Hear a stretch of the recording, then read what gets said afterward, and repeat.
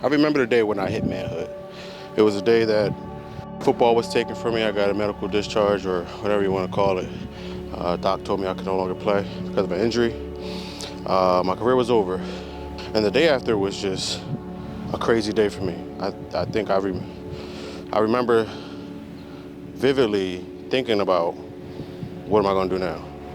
What's next, right? And remembering the thought that I had no idea what it meant to be a man. Then I entered manhood. I would say I had a son at the time, I had a daughter on the way, responsibilities. And I remember during that time, I wanted my father because I felt like I didn't know what I was doing. I didn't have a blueprint, had no idea what it meant to be a man. I was absolutely confused. And that set me on a spiral. I started to search for the meaning of life. I started asking all these different questions. And to be honest, I felt like nobody had the answers. But one thing I remember feeling vividly is being angry.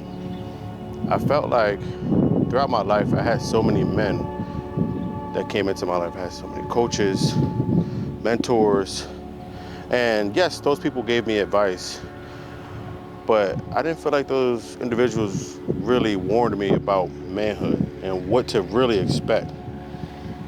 It was always geared around my future in football or something in athletics.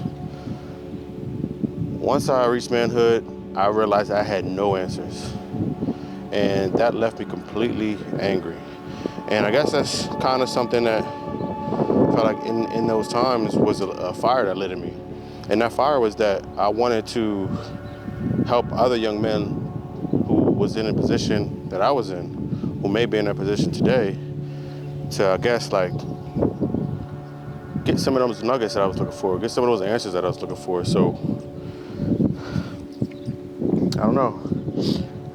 I'm still in manhood, and I'm still searching for answers. And I found a lot of them, but there are new things that I'm still discovering every day.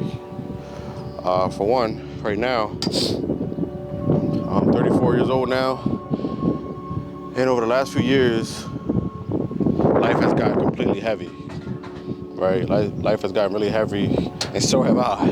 If you knew me in the past, you knew Will was not this big, right?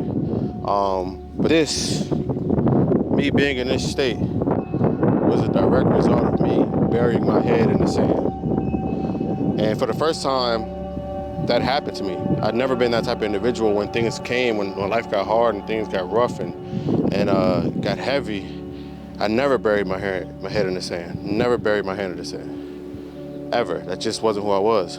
But for some reason, in this part of my life, it's exactly what I did.